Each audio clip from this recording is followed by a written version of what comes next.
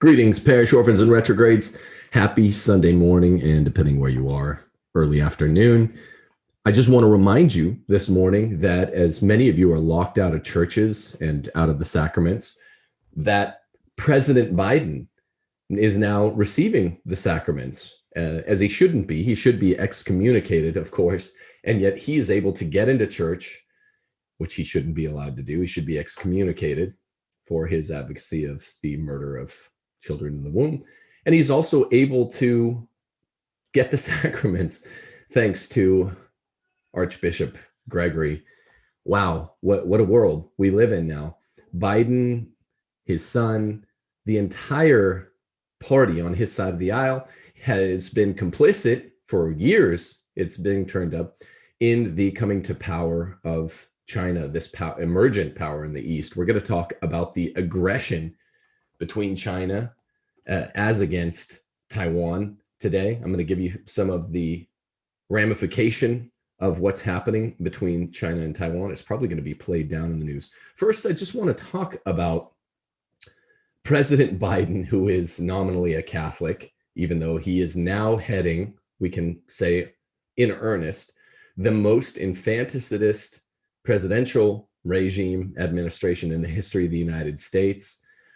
Of course, this week, I was kind of staying away from the topic. It's a little bit sickening, but before we jump into China and Taiwan, which are utterly relevant to Catholics, we're going to be covering lots of Catholic Chinese issues.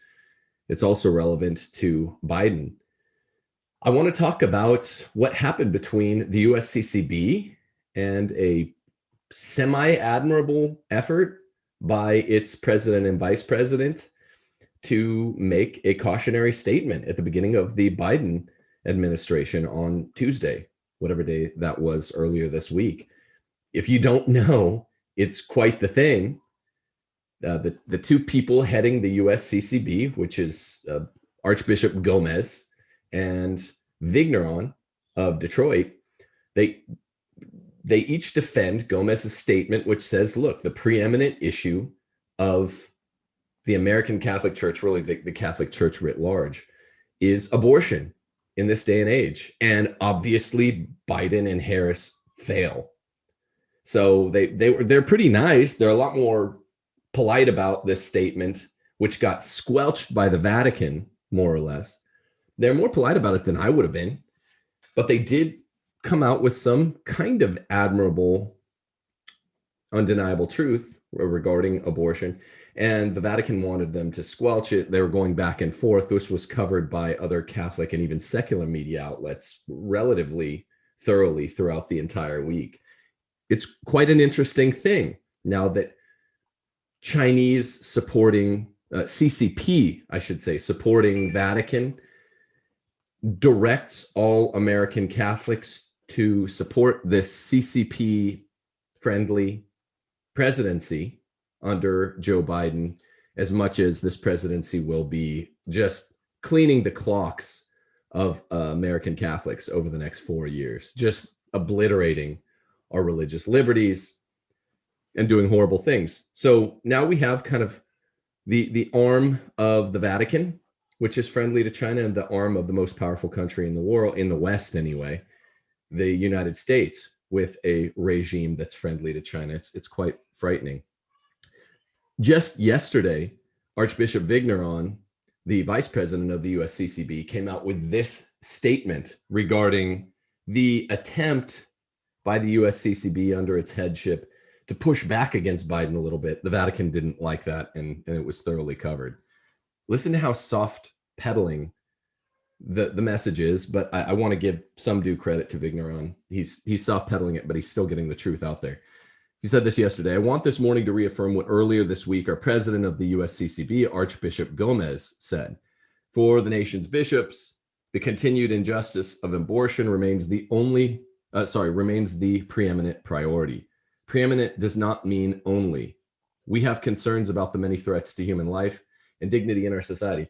Now, it's interesting to go through what your personal lexicon, every word that you use in a letter or a statement means and doesn't mean. Why did he have to include this obvious sentence, this self-evident sentence, standing for the proposition, preeminent does not justify only. He didn't say what the word before it meant, what continued does not mean, injustice does not mean, what abortion does not mean. So he's having to kind of step between the raindrops here, and it looks kind of a feat, but let's give him some credit. He's actually trying to stick up for the anti-abortion cause. We have these concerns about the many threat to human life and dignity in our society, but as Pope Francis teaches, putting a return spin on the return volley, we cannot stay silent when nearly 1 million unborn lives are being cast aside in our country year after year through abortion.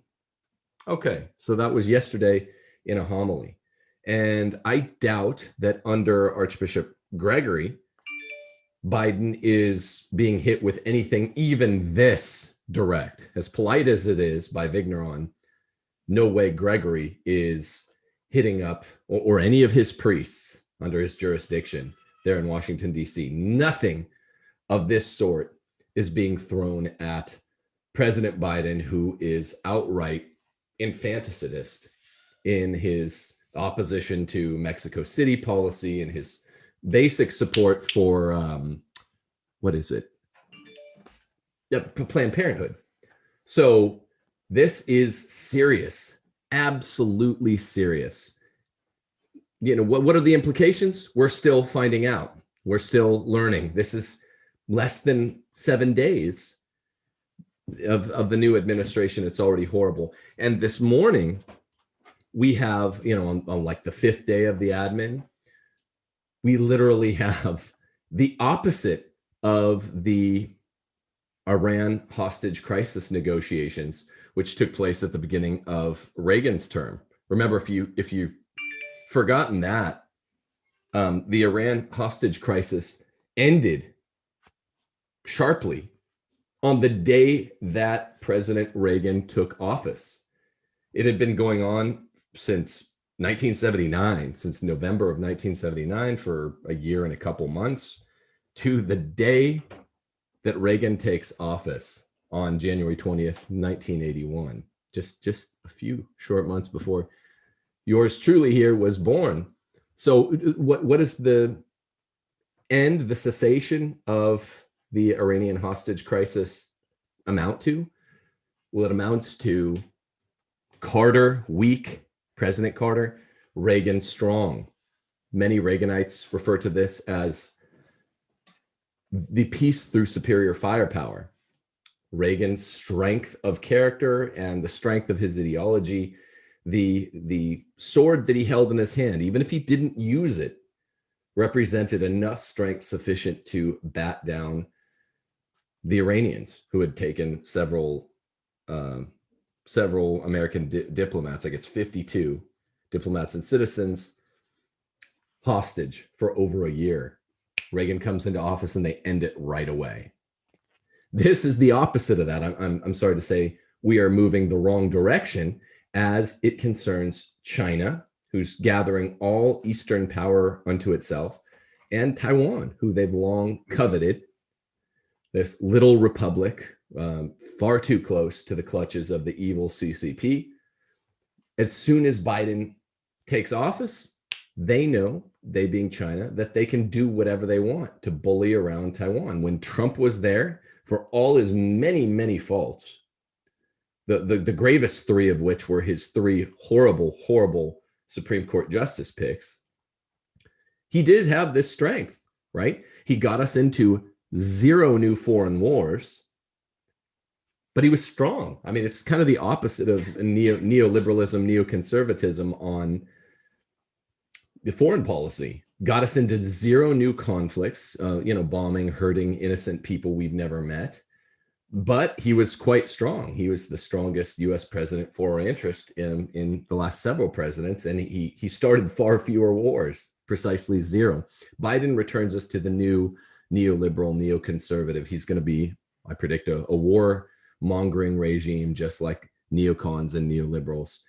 And yet, for all of the saber rattling and saber stabbing, he actually is quite weak on China. And that's why China is quickly posturing, sending warships to Taiwan, and this forebodes only the worst sorts of things. So think of what's going on between Taiwan and China just as a kind of opening shot here, a shot across the bow, as the opposite of the US-Iran hostage standoff. We're moving the opposite direction.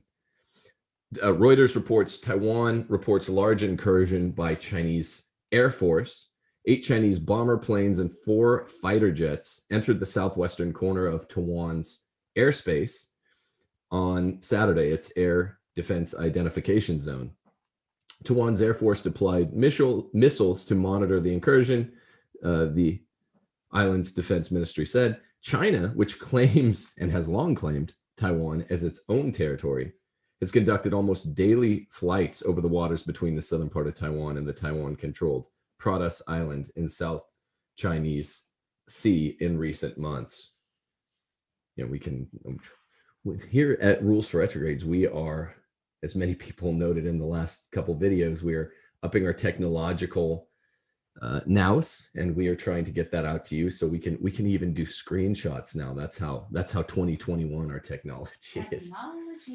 I just want to, I'm pausing at this point in the article, which bodes nothing but ill for Taiwan, to mention that we are now in the second week. Tuesday will be the second class of the new Aristotle class that we're offering in the spring.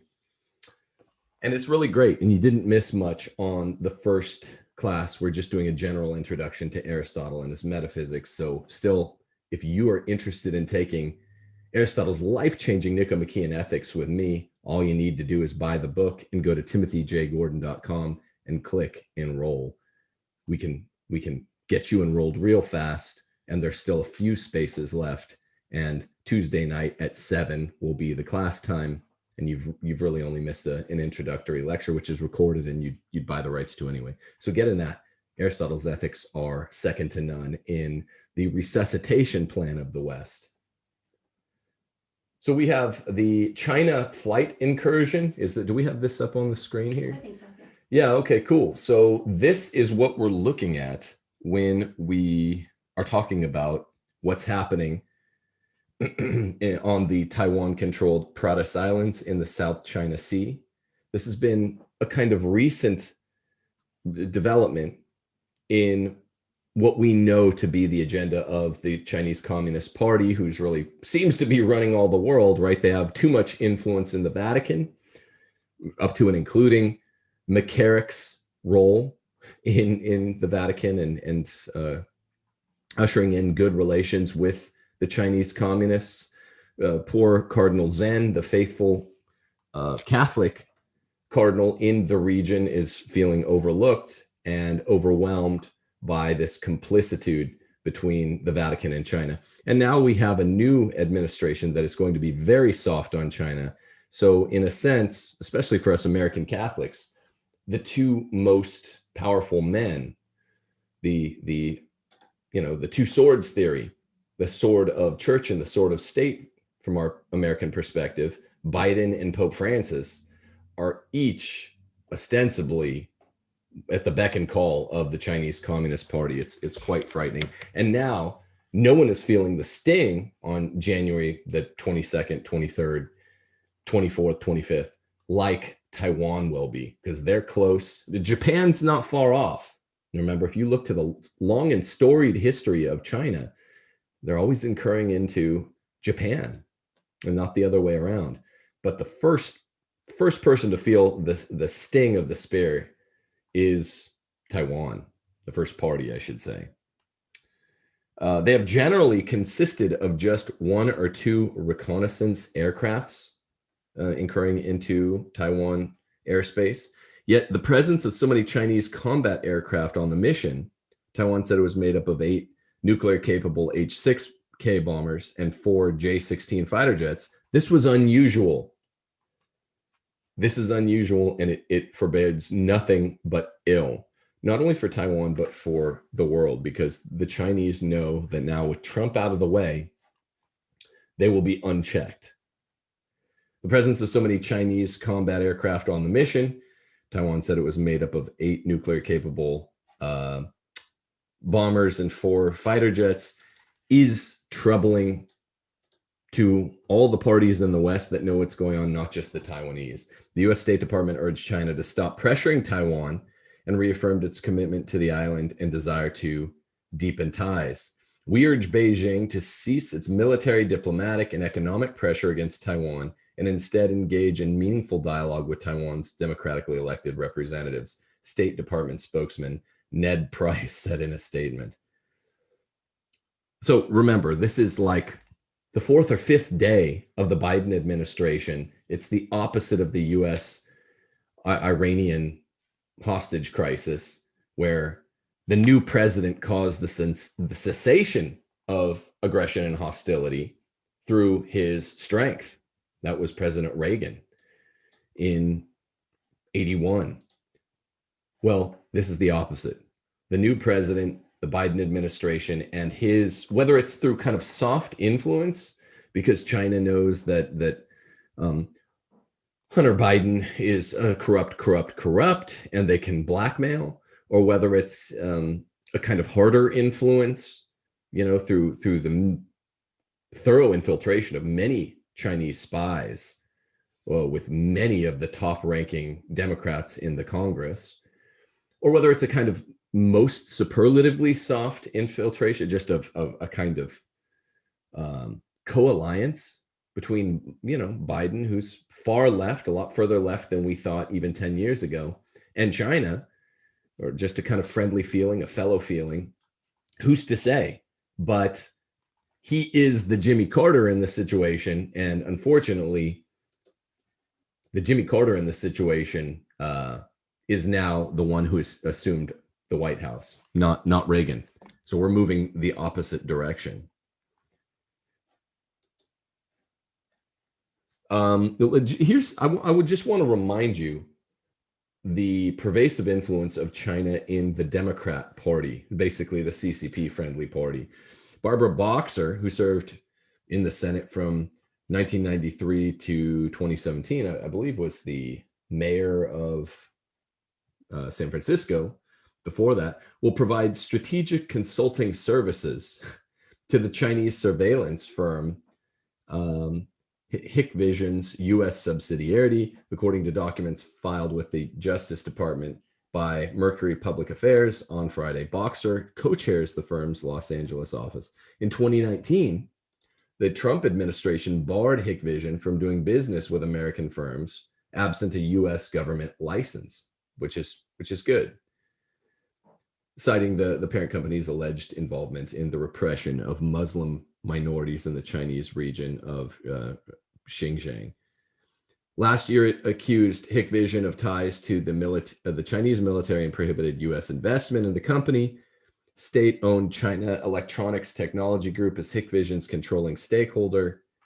These are a lot of details I'm just giving you because I want you to know the way that the power shift has gone down over the last 5 days in its role in geopolitics. In an emailed statement, Boxer told Axios, "When I am asked to provide strategic advice to help a company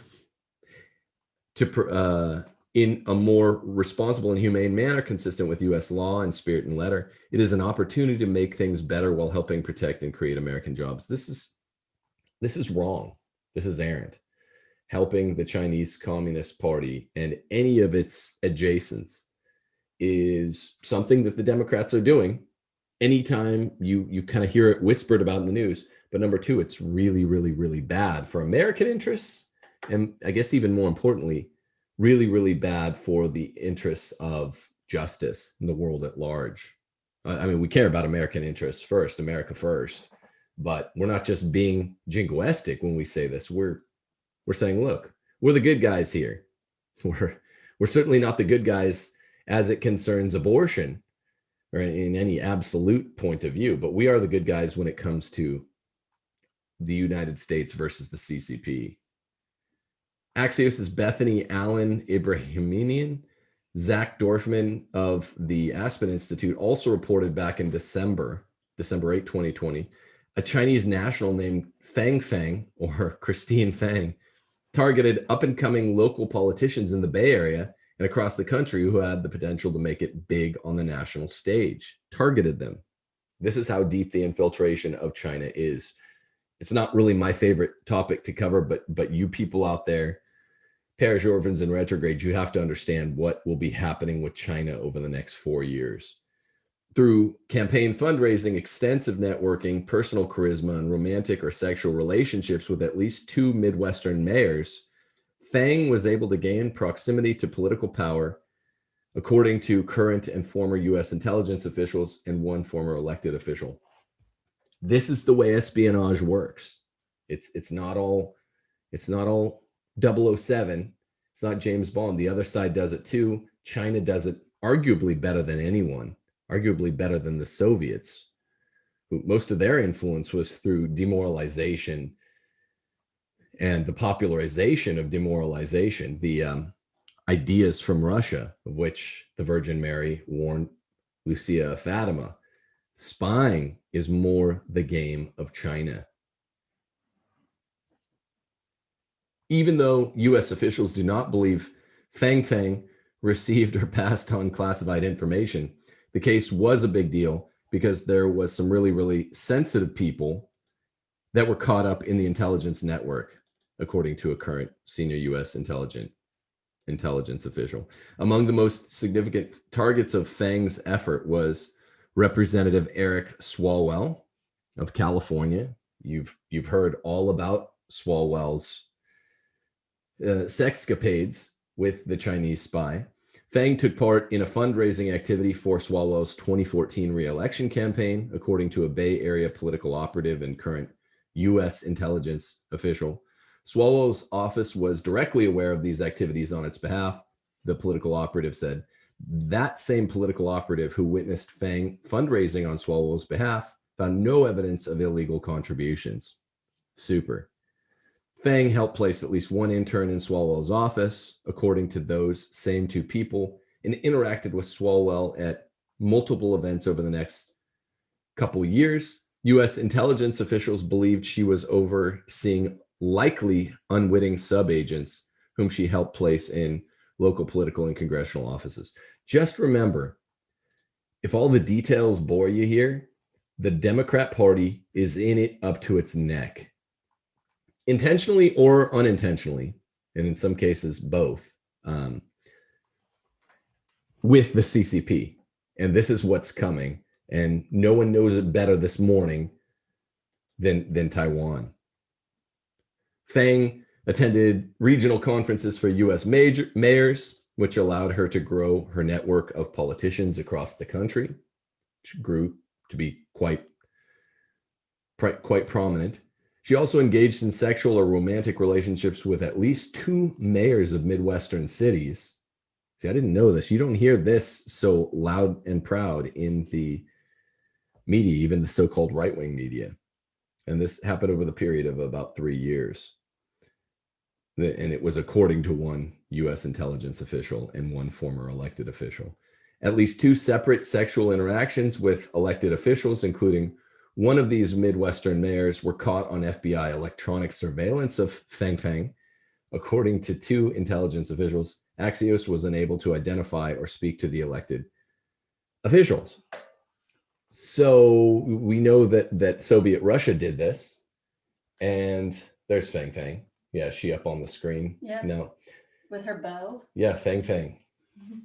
Oh, Fang. Ling Ling. Wasn't Ling Ling a panda at the zoo in Anchorman? I don't know. This is Fang. Maybe also a spy. No, I mean the Soviets did this, and they've made some movies about it recently. The some of their most effective espionage came from Pandas.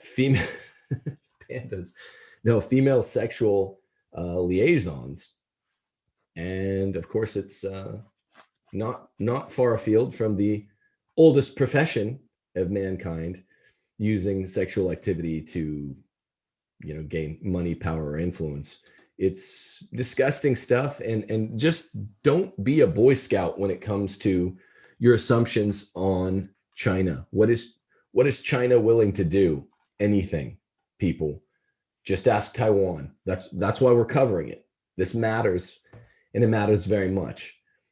The fate of the world is hanging in the balance. Yeah, on this show, more often than not, we're here talking about what happens after and above the fate of the world. That's what Rules for Retrogrades is all about. But the fate of the world matters as well.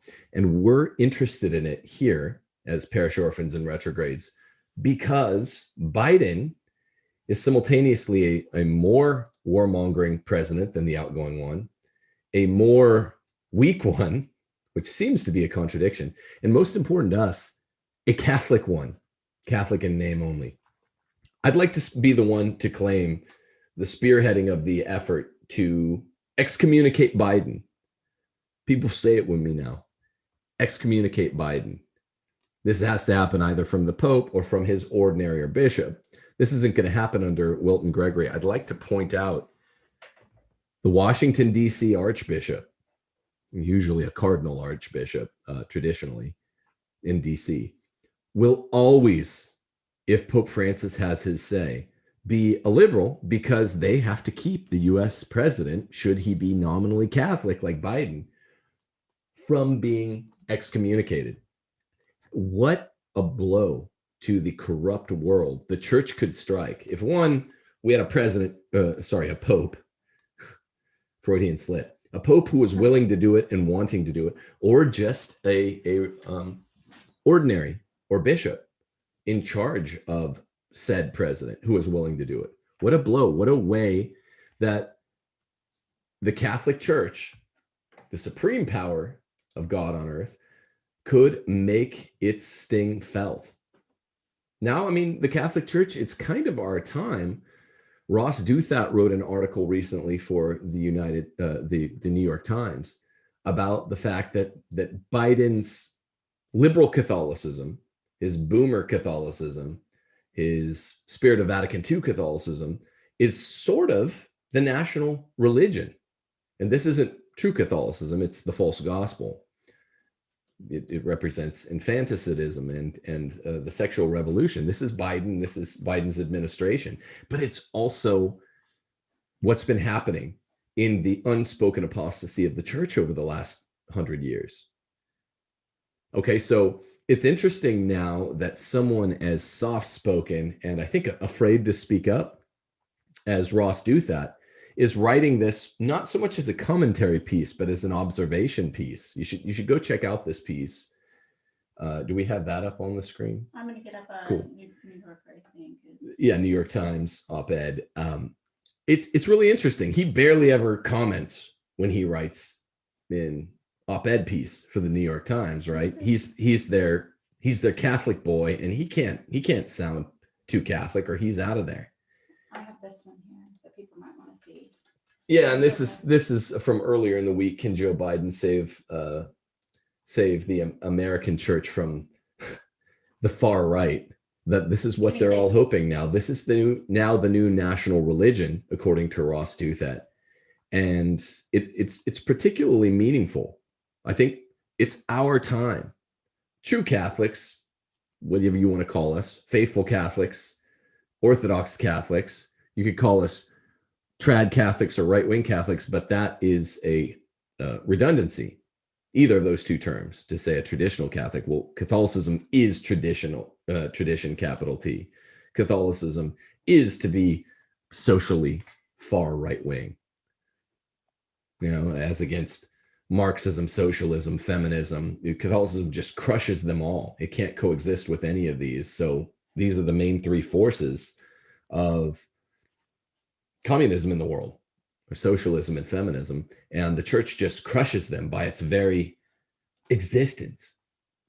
It's an existential exclusion. There's a mutual exclusivity between Roman Catholicism and these killer toxic ideologies of the 20th century.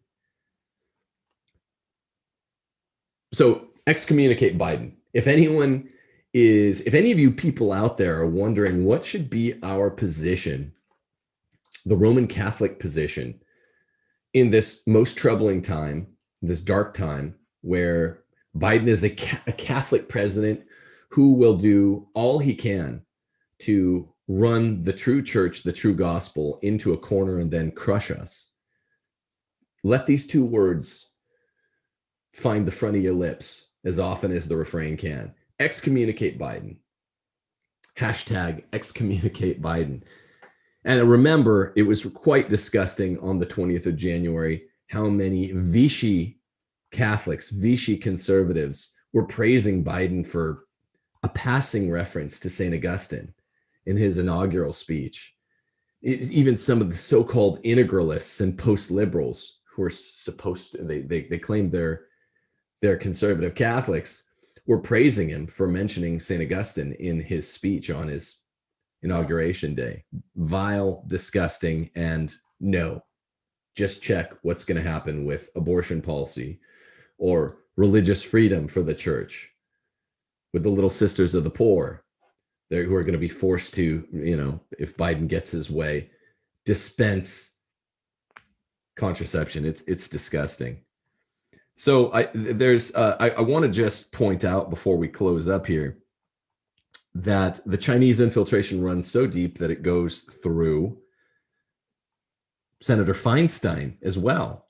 Important influence wielded over against Senator Feinstein and her staff by the Chinese Communist Party as well. Daily Wire's Amanda Prestigiacomo reports back in 2018 that the mole from the communist government served as Feinstein's driver, an office gopher, a liaison to the Asian American community, and even attended Chinese consulate functions on behalf of Senator Feinstein. Feinstein allegedly had no idea that the man was spy for some 2 decades and found out via the FBI 5 years ago. Feinstein was never accused of being, the sharpest tack. She was apparently mortified by the shocking news and reportedly forced the spy into resignation, which is good, but neglected to tell her staff of the revelation, which is not good. Jeff Harp, a former FBI agent and security analyst for KPIX5, noted Feinstein's close ties to the intelligence community and said he was unsurprised by the infiltration. Think about Dianne Feinstein and what she had access to, Harp said. 1, she had access to the Chinese community here in San Francisco, great amount of political influence. 2, correct me if I'm wrong, Dianne Feinstein sells very close ties to the intelligence committees there in Washington, D.C. They also have an interest in the economy here, how to get political influence here, added Harp. What's being developed in Silicon Valley that has dual use technology, all that is tied to the Bay Area, where she is denizen. So these are a lot of details. The reason I'm giving them to you is so that you can keep your eyes on the prize, keep your eyes not from missing the big picture, which is Biden and the Vatican. Biden and the Vatican are now the kind of two arms of the CCP, as far as I'm concerned. And that's commentary, that's an opinion, and it will either be shown to be correct or largely incorrect throughout the coming weeks and months. I think it's very frightening. Remember, we're going to do some more shows on China and the church, not because I'm some expert on the Far East or anything like that, but rather because this involves Summer of Shame, McCarrick, Cardinal Zen, the fundraising. Who knows how far it goes? I'm just asking questions. Did China have any role or influence back in 2012 in the late Obama administration, during it, when Pope Benedict resigned? Is there a connection there? I don't know. What, Antonio Sochi inquires into this in his most recent book. What is the role, if any, of the Obama CCP friendliness in the resignation of Pope Benedict XVI? Maybe it wasn't anything, but there seemed to be strong voices out there insinuating the opposite. And remember, Cardinal McCarrick was like a special envoy to China, and he was re-weaponized, redeployed by Francis after Francis at the very least knew that he was bad, because McCarrick had this special kind of relationship with China. McCarrick, who had been allegedly, according to James Grine, trained in St. Gallen, trained under communist supervision, allegedly. Who can really verify this stuff? It gets into deep espionage and whatnot. But China is at the center of what's been going on in the world over the last half decade. That's why Trump talked about it so much. China has this central role in the beer bug, as you know. China. Wuhan, yeah, China, the China virus. And that's interesting, isn't it? And it's also got this central role in what's been going on in the church longer than the last 5 years, at least the last 8 or 9 years, when we look at the or longer than that, 12, 13 years. In the middle of the Benedict pontificate, China seems to play this important role, particularly in the person of another Washington, D.C. former Cardinal Archbishop named Uncle Ted McCarrick. Then you had Worrell. Now you have Gregory. There's lots of reasons why they want left-friendly, communist-friendly, softy Catholics. Let's at least say that. In power there in DC, there are lots of them, not the least of which is this idea of they should start excommunicating politicians. Let the church be influential where it has influence. How dope would it be? I'm dreaming. I'm thinking wishfully because this is Gregory running the show. How dope would it be if we could excommunicate Biden? He shouldn't be getting the sacraments, and we could say, you're not one of ours, not until you turn over a new leaf anyway. Quit talking about Catholicism. It's become a part of the national conversation. Boomer, left-wing Catholicism, which is a contradiction in terms, is now part of the secular and even Protestant American conversation. Biden's false version of the one true faith is now, according to Ross Douthat anyway, the national religion. And I mean, Douthat needs to come on. You got a big mic there. You got a big typewriter. You need to start taking a stand. And I know what will happen. You're at the New York Times, but you got to take a stand and not just report this stuff neutrally.